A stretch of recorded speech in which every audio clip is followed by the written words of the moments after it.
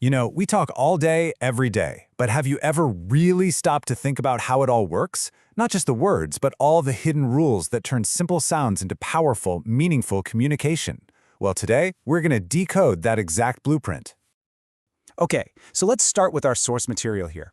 Now, at first glance, this just looks like a page from a lesson plan, right? But I want you to see it as something way more interesting. It's a set of codes. It's this fantastic little artifact that lays out the foundational rules for how we all learn to get our ideas across. And that really brings us to the big question for today. What are those secret ingredients? We're going to break this lesson plan down and figure out how we're all taught, right from the beginning, to build meaning with our words. So first things first, we have to look at the structure, the absolute skeleton of our speech. Before we can get to all the fun, artsy stuff, we've got to master the fundamental rules that hold the whole thing together. And one of the very first skills we pick up is just how to report what someone else said. I know, it sounds super simple, but it's an absolutely crucial grammatical skill. It's how we share information that we didn't come up with ourselves. Okay, now this slide is where it gets really interesting because you can see the mechanical shift happening right in front of you. In direct speech, it's a direct quote, "I will visit." Simple. But look what happens when we report it indirectly. Notice that little change? Will becomes would. It's a tiny, subtle shift in the tense, but it's a critical signal that tells everyone we're reporting, not quoting directly. And this isn't some one-off rule. It applies to pretty much everything. Whether it's a short, sharp command like "go away," or a more complicated reported statement like the one at the bottom, these rules are consistent. They're the bones of that skeleton we were talking about. They're the bedrock of our language. But of course, communication is way more than just a rigid skeleton. Now we get to the good stuff. Now we get to add the flesh, the emotion, the actual music of our words. I mean, just think about your own conversations for a second.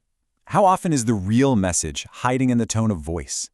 The meaning isn't just in the dictionary definition of the words, it's all in the delivery. So, let's take this sentence from our source document. May I use your pen? Now, if I just say it flat like this, may I use your pen, it's just a basic question. But what if I say it like this?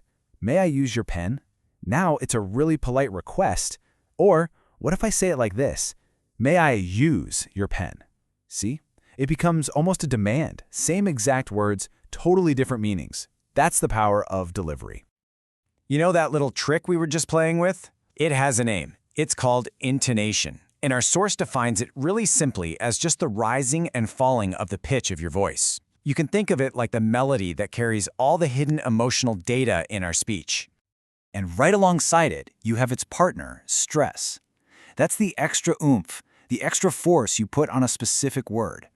I mean, think about the difference between "I didn't say he stole the money" versus "I didn't say he stole the money." That one little change in stress completely changes where the focus is. It's the tool we use to make sure our point really lands. So, we've got the skeleton of grammar and we've got the music of our voice. The final step is to put them together. And this is where the real power is. This is where the rules and the music combine to do their ultimate job, to create a crystal clear picture for someone else. And the end game, according to this lesson plan, is to get really good at what it calls descriptive composition. Basically, whether you're talking about something like agriculture or religion, the goal is to use all these tools so effectively that you are literally painting a picture with your words for whoever is listening or reading. So this is the key takeaway. It's a three-step process that's just baked into how we all learn to communicate. First, you master the rules of grammar to build a solid structure. Then you add the music, the intonation and the stress to give it life and meaning. And finally, you combine the two to create the picture. That's the magic trick, building a whole, descriptive, understandable world right inside someone else's mind. So the next time you speak, just for a second, remember this incredibly complex system that you're using without even thinking about it. What are the unspoken rules, the little shifts in intonation, the stress, the subtle grammar that you use every single day to paint a picture in someone else's mind? It's pretty amazing when you think about it.